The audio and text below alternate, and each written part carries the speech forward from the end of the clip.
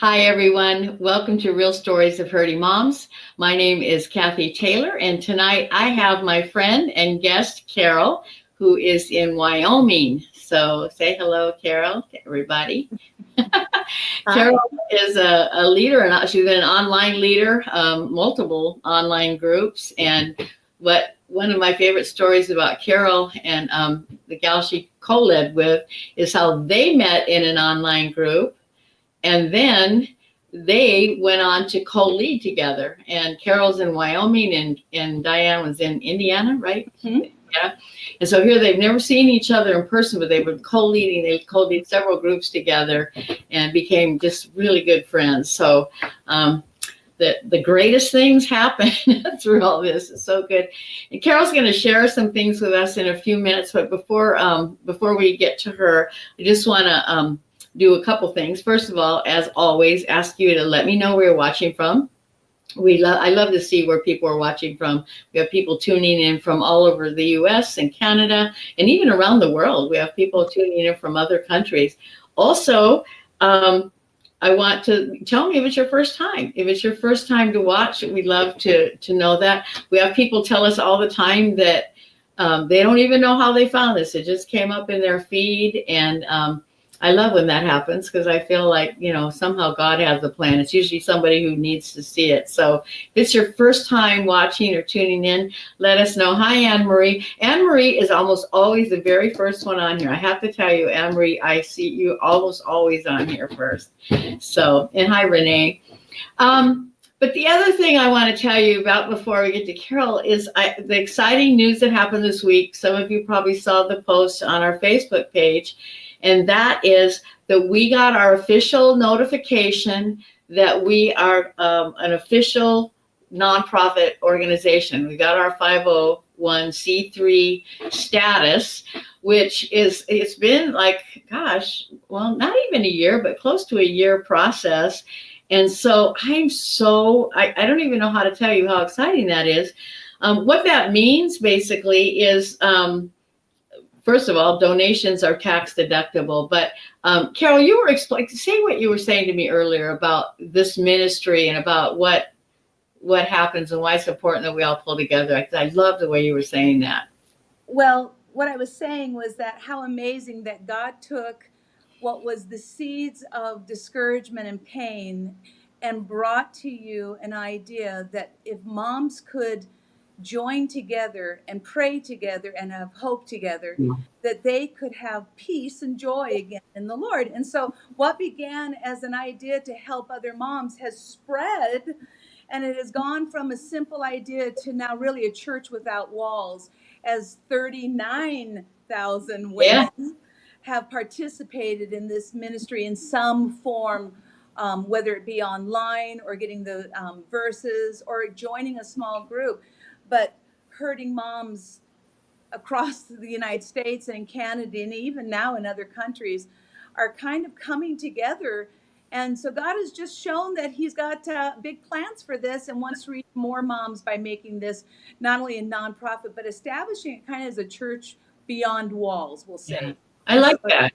I like linking hearts together. And boy, do we get linked when we start talking. For sure. That's for sure. And she's going to share with us a little bit about, she just finished leading a group and about some exciting things that went on in there. But I love the way that she said that, because that's the truth. I mean, for me, the vision and the vision of this whole ministry is that we would help moms around the world come into community for healing.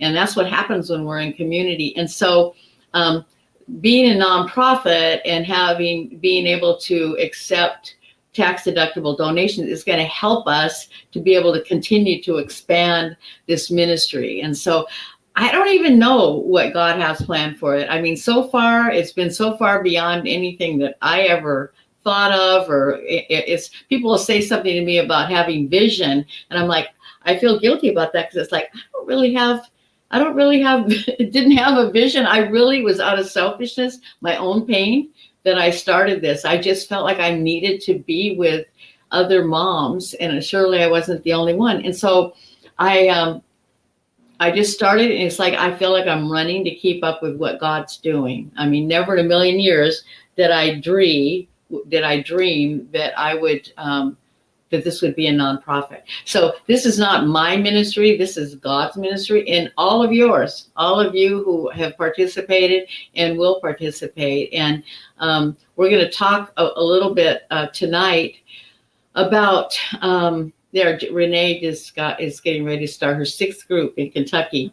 So yeah, awesome, Renee. Thank you. So tonight we're going to talk about one of the things that we talk about in the small groups, in the Hurting Moms groups, and we use the participant guide. One of the things we talk about are our emotions, the emotions that we experience, and we talk about the roller coaster of emotions.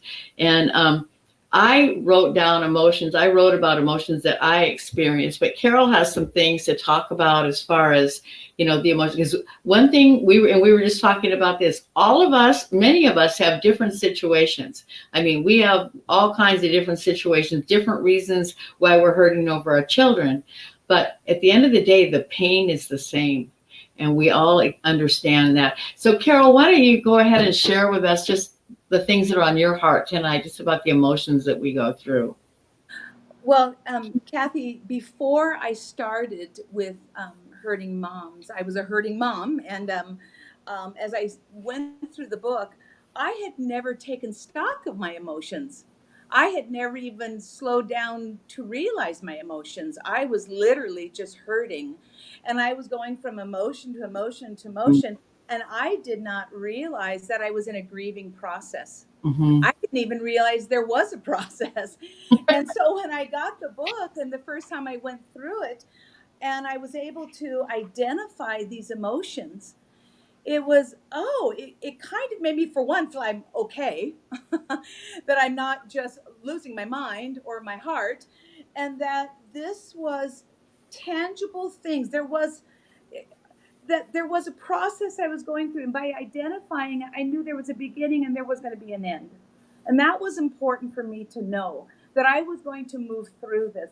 And so when we look at the emotions that we go through, and they're all different, and Cathy in our book, we line out a lot of emotions, and there's some emotions that other women experience that may not be there. But the hurt and the confusion, I think confusion was a big one of mine, because I really didn't know what to do. I still do, have 2 children on totally different paths that are both one drug related, one estranged from my family, and just totally different emotions pulling me different ways. And so once I got to look at what the emotions were, recognize them, and maybe kind of learn where they were coming from, the root and the mental process that was connected to those emotions, I was to be able to start healing when I started using I call them tools, but there really was a process to go through where I could identify and then start seeing what it was, and then how to recognize and go through those. And I was telling Cathy, one of the simple little, it's not even a prayer, but it's one of the little things I say to myself each morning is, I went to bed in peace, I slept in peace, and I awoke in peace. And that's a lot to be thankful for when I take into the world and everything that's going on. And then I really thought about that. And the key for me to having peace in the Lord is being thankful. And, in our Bible, it tells us to be thankful in all things, not for all things, but in all things. And when I can actually still be thankful for what God has given me, a beautiful morning or whatever, it's amazing how that sets my mind, which sets my emotions. So I have learned through the process of going through the book and now helping other moms see that, identifying my emotions, identifying my thoughts, and then turning to the Lord and to Scripture to pull me through it. And then off I go, and I'm walking with the Lord and having a fairly good day. Yeah, that's great. I think you're right about, like, there are a lot of different emotions, like the ones that I wrote about in the book and that we kind of study. And what we do is we talk about, what does the Bible say about anger? What does the Bible say about disappointment? That they were emotions that I went through, but I always ask my groups too, what other emotions do you have? And if some of these moms are like, another one that I hear a lot is numb. Like, a lot of moms just say, I feel numb. I don't know what to feel.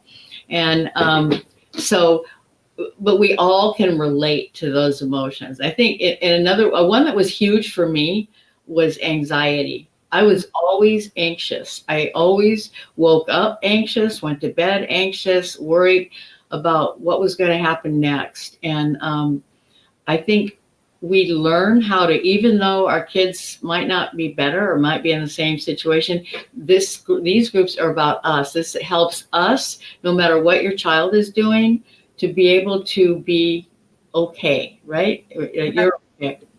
Absolutely. One of the things you said in the numbness is that most moms, I'm talking to you moms out there who haven't been in a group yet, most of you have been going through this for a long time. Mhm. This isn't something generally that just happened last week or even a month ago. For me, it's been going on for a couple of years. So by the time I got involved in a group, not only was I ready, but I was a little numb too, because I had been dealing with so many emotions and so many things for so long and by myself. Yeah. There really wasn't anybody who could understand what I was going through. And so joining a Hurting Moms really gave me a place to be able to share and to be heard. And then I got to hear from the other moms too. And I realized, wow, okay, she's got it like I do, or she's got something different, and I learned from them and stuff. So yes, being numb, and of course the anxiety because we're never sure what's going to happen next.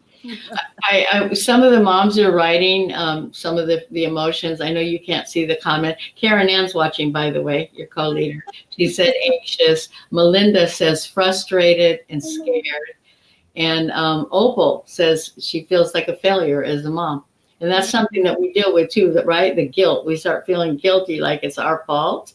And that's a thing that these are the things that we deal with. Joanne says she woke up in the middle of the night and sit on the bed and cry. And now she prays and shares with other ladies. And you know what, man, I remember that, waking up in the night and just knowing that I'm not going to be able to go back to sleep because I'd be churning on the inside.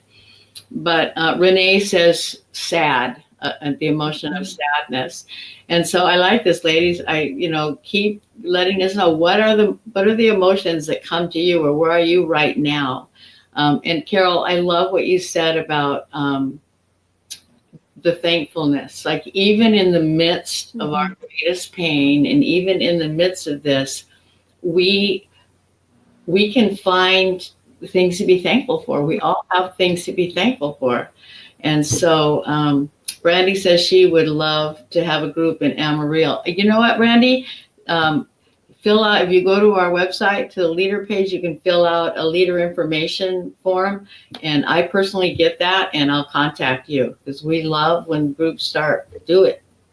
One of the things I want to say, I want to do, first of all, I'll do a shout out because I hear my girls' names being popping up there. Karen Ann was my co-leader last time, and Melinda was in my group, and also Melissa, not Melissa, but anyway, yeah. So, you know, sometimes, I'm sorry, Sheila.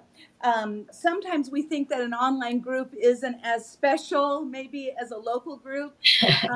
I've been in 4 online groups, and man, each one of them has had a real impact on my own personal life and on their lives. And I feel so close to those ladies. And we have shared not only our hurts and our pains, but joy and laughter.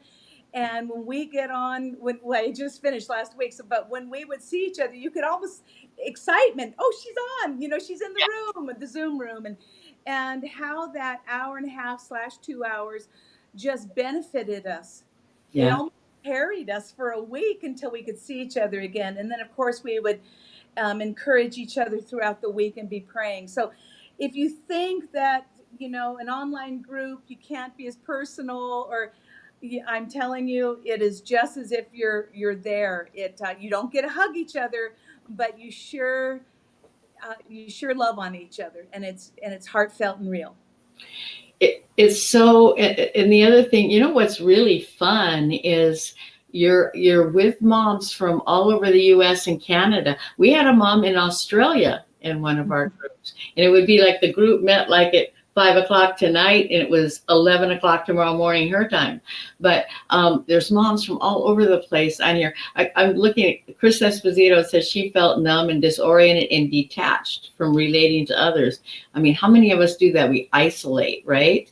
And I'm trying to look. Let's see who else is on here. I guess abandoned. Vicky says she felt abandoned. Melinda gave you a thumbs up. So, I mean, it's just, I'm not enjoying this. I mean, it's sad that we have these emotions, but just those of you moms who are writing your emotions, the things that you're writing in the comments, and as you read what each other's writing, it's going to help you realize that you are not alone. You're not alone. But even better is getting into this group where you get up close and personal with other moms and you get to know each other. And like Carol was talking earlier tonight, it lasts way beyond, the group lasts for 10 weeks, but way beyond the group. You stay to be friends. We have private Facebook pages, there's emails. Tell everybody what happened your last week about, well, the last week of a group is a celebration week. And so local groups usually do a potluck. Well, obviously online when you're thousands of miles apart, you don't do that. But Carol's last group did something really unique. Talk about that. Well, we had the total of us. I think there was 6 of us, and we were spread out across the country in Alabama, Tennessee, Texas, maybe it was Kansas, and then Wisconsin and California and Wyoming. And so I think our hardest thing was the ones who were farther east kind of got tired. But so anyway, Susan decided that since we weren't going to have a potluck, she was going to bake cookies for everybody, which she did.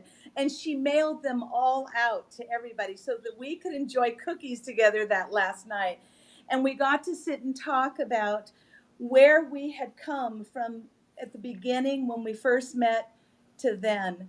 And the increase in hope, in peace, in joy, in just the lack of anxiety, everything had gotten better. And it was visual. You could see the changes in the ladies. 2 of our ladies, Sheila in Tennessee, is going to go down with Susan in Alabama, and they're going to do a walk together in January. So friendships are sprouting all across. So I guess what I'm trying to say, you come together because you're hurting, but it's so much more than that. You move through your hurt and your pain to hope and peace and joy. And the ministry has laid out, and I keep going back to this, but a process to help you really define how you do this. It's not just getting together and talking about your problems. There's actually little things you can do to bring about this healing. And that's what, when we follow that and using the Lord's word and prayer and encouragement from each other, we're all from different backgrounds, but the 2 things we have in common, we're hurting moms and we have Christ. And we bring that together, and it's just amazing to watch the change. So all those ladies in our group were really doing so much better. And I know they're looking forward to either being in a group again, and we'll see what down the road for them. Yeah, and that's something else that happens. A lot of moms do go through the group more than once, and but they stay connected. I just saw Debbie Harding on here. Debbie was in like the very first group or the second group that we had online. When we first started doing online groups, at first, when people brought it up with me about online groups, I was like, oh no, that will never work. We're not going to do online groups. I don't like it. I think because it's kind of scared me. I didn't know how would that work.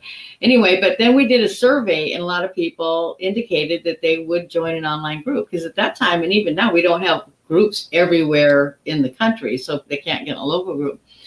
So the survey indicated that people did want to have online groups. So then I was like, well, then if we're going to do it, then I'm going to lead the first group because I want to see how it works. And I actually led two groups at the same time, same day, one at 4 in the afternoon, one at 7 at night. It was exhausting. But Debbie was in one of those groups, and she's back east. And here, that was like, I don't know, 4 years ago. And now she's still on here, and we still have a Facebook page. I mean, occasionally we go on. And so you do make lifelong relationships through this. And there's such a bond that we have because of this pain that we have that nobody else really understands, but we do. I don't know. One of the ladies in my group, Sheila, she's working full time. She's working in a cancer treatment place. She doesn't get the opportunity to talk about her own personal life struggles with the people she works with, even though they're wonderful people and she's doing a great job at her job. So all the women in our group all worked, but your workplace isn't always a place where you can do that. Right. And again, 3 of the moms in our group were single moms. Yeah. They're alone. And that made my heart hurt. Yeah. Marla's daughter went off to college, and so they were all alone. And so this coming together, it wasn't just about the kids, it was for them too. And so because even though you're busy and you're working, you don't have the opportunity to heal like you do when you get to be around other hurting moms. Just unique. It really is. For me, like at work, and I work at a church now, but at the time when I was going through this work at work, or even in different groups, or even at church, it felt like everybody else had perfect kids. It felt like everybody else, they were always talking about how their kid was going off to college, and my daughter just dropped out of high school. I mean, they were all. I just felt like I wanted to slip away because I felt like I was the only one. Because you know what, when we have a kid that's doing things that our kids are doing or hurting us like that, we don't talk about it, right? Because we're ashamed. We have shame. So we feel like we're the only one because we're not talking about it. But guess what? Nobody else is talking about it either. So in these groups, we find out we are not alone. I just want to stop here and tell you, if you have not been in a Hurting Moms 10-week group, I can't even express to you enough how important it is. And there is a link above the video. You can go to our website too. It'll take you straight to registering for a group. We do have a map on our website. You can see if there's a group in your area, but if not, and you know what? We're all afraid of this technology stuff. I mean, I don't know about you, Carol, but like I said, when we first did it, I was like, I was terrified. I didn't know how to do it.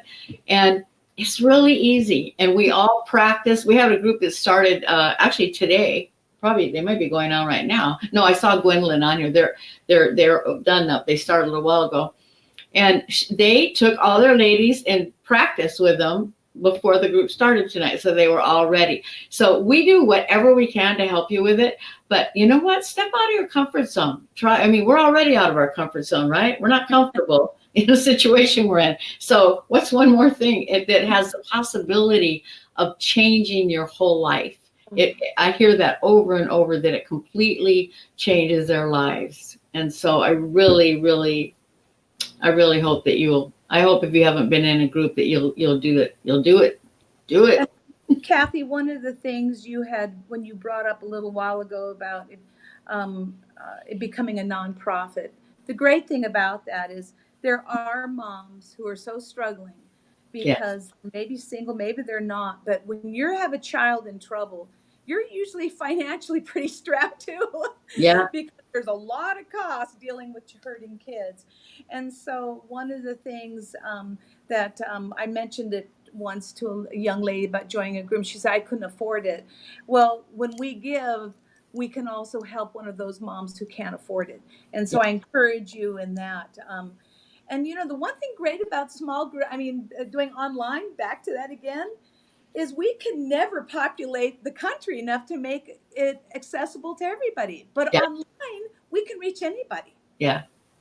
And so if you're tucked away in the woods, like Melinda is up there in Wisconsin, and she swam 23 days in a row or something like that in the lake, but as we were cheering her on, but if you know, sometimes she had to sit out on her porch so she could, you know, it would come in.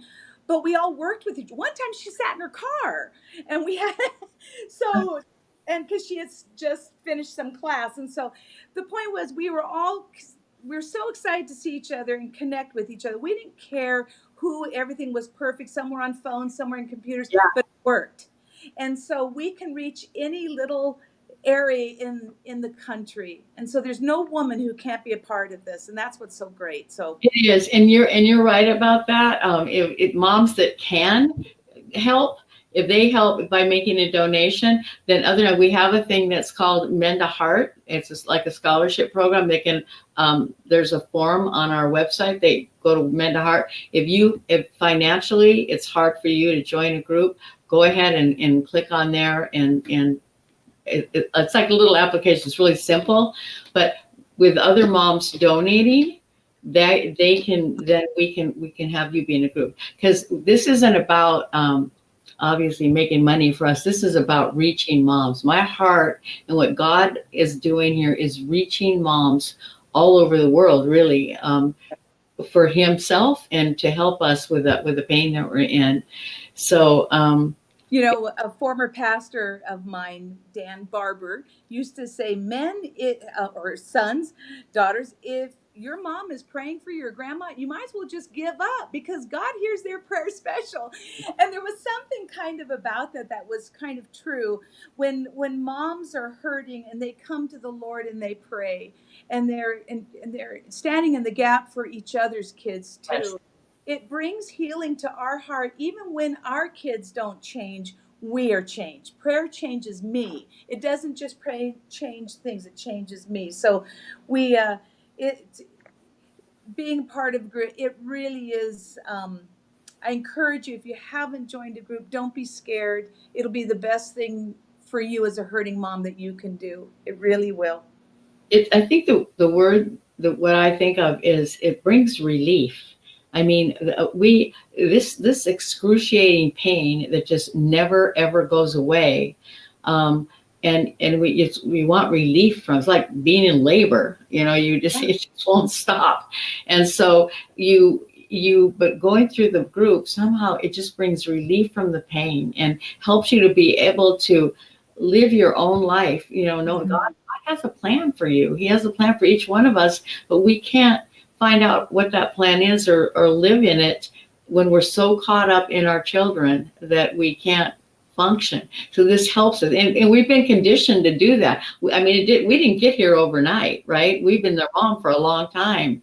And so from the day they've been born or the day that they came into our lives, we are caring for them. Well, now just because they're adults and making bad choices or gotten themselves into trouble, that doesn't just go away. We don't just turn that off. And so, yeah. Cathy, you know, though I'm prayerful and I'm still praying, and now I'm leading groups, my kids haven't necessarily turned their lives around, but I changed. And that's what Hurting Moms is about. It's comfort for the mom. And I've always said, if you touch a woman's life, you change generations. And I really believe that, because as a woman starts praying for her children and her grandchildren, God is faithful. So we leave the workings to him, and we just follow him and trust him, and we live in what he wants us to do. And so that one verse that that was in our book that was just hit me, and it became the verse to me, was that even though we, and I'm paraphrasing right now because I can't find it, of course, but here it is. The God of all grace, who called you to his eternal glory in Christ, after you have suffered a little while, will himself restore you and make you strong, firm, and steadfast. Yeah. And wow, when I heard that verse, that's what I wanted. I wanted out of the chaos. I wanted out of the confusion, the sadness. I wanted to feel strong again. And so I'm thankful to the Lord. He has delivered on that. Yeah, for sure. I think too, when you hear that after you suffer for a little while, like some of us are like, what do you mean a little while? This has been going on for 15 years. That's not a little while. But we have to remember God's perspective. You know, God sees eternity. So 15 years to God is a blink of an eye. Our lifetime is a blink of an eye. So we have to trust. We just have to trust. Yeah. Really quick, Janet says, where are the dads in all of this? And I do want to address that. Every once in a while, I get asked that question. Number one, the dads, you know, a lot of husbands are hurting over their kids too. Most women agree that they react differently, that it's a different, we understand as a mom our pain. Some of the dads, we don't feel that. Now, some of you may have husbands or have dads that you know are right there with you. I'm not a dad. I don't know how to write this from a dad's perspective. I always say, like, we've had some couples actually go through. A lot of women say they've taken their husband through the book, but I think it would be great if there was a dad who could write something like this from a dad's perspective. But we don't leave the dads out of it. It's just that this is. I feel, and in the years I've been doing this, that there's something that we have, moms have, a bond that we have that even the dads don't have or don't. And many moms who are hurting will say, you know what, my husband just doesn't get it. You know, he just doesn't understand. So I think they do. I think that they express it differently. And so we just have to, and then like you said, Carol, you had several, we have a lot of single moms in this. So it is definitely, I would love it if a hurting dad would step up and write some, who knows, maybe someday we'll collaborate and do something. But that's the answer to that. They're there. And Alicia says they're hurting along with us. And you're right. They are. And I know for my husband, he was hurting, and my child was his stepchild, and they're very, very close today. But at the time they weren't. But my husband's pain mainly came from seeing me hurting. A lot of times I think the men, they feel protective of us, just like we're nurturers, we're the moms. A lot of times the men, they feel protective of us. And so they get more angry at the kid because they're hurting the woman that they love. And so somebody here just said, Sue says dads respond differently. And I do, for the most part, they do. Not all. There's never, you know, I would never say always, but I think for the most part, from my understanding and from my own experience, that's true. So. We're already out of time. I can't believe how fast the time goes. Gwendolyn says 1 Peter 5:10. Was that the verse you read? 1 Peter 5:10? I think it was. Let me double check. Gwendolyn got it. Gwendolyn wrote it down. I've got the verses back here somewhere in the back of the book. It is 1 Peter 5:10. Yes. There it is. We have in the book, we have lots of tools. The verses are all in there, different ways to be able to work through this. But we're out of time. I just want to thank you all for watching tonight. Carol, thank you for being on here with me. I'm so grateful. Before we started, I was already hitting her up about leading another group. I always try to get some business in the midst of it. But I'm grateful for all of you. I feel such a connection with all hurting moms, and especially when I come on here like this, and I know people are watching, and I see your comments. I just feel a connection. I just feel like we're sisters, and we're in this together. So, as always, I pray. I wake up praying for you. I go to bed praying for you throughout the day. I mean, hurting moms are always on my heart and mind, and pray for each other. I mean, if we're just think of the power if we're all praying for each other, for kids that are out there, as well as all other hurting moms. And so don't forget to check out our website. If you're not in a group and haven't been in one, this is the time. Don't even think about it anymore. Go there and sign up for a group. You need it, and we need to have you in the group. You probably have something to offer to the other moms that's important. So with that, we'll say goodbye. You have anything else before we leave, Carol? I just want to thank the ladies in my last group and even the groups before that. You've changed my life. You've helped me grow in ways that I didn't even always know I needed to grow in. And I'm just thankful for you participating in this with me. And Cathy, thanks for always keeping it so real and honest. We love you. All of us ladies, all of us hurting moms out here love you. Well, I love you all. And that's what we got to do, right? That's what it's about. Transparency. We've got to be open and transparent. There's no healing in secrets. So take care. Have a wonderful week. And I'll be back next week. Take care. Bye-bye.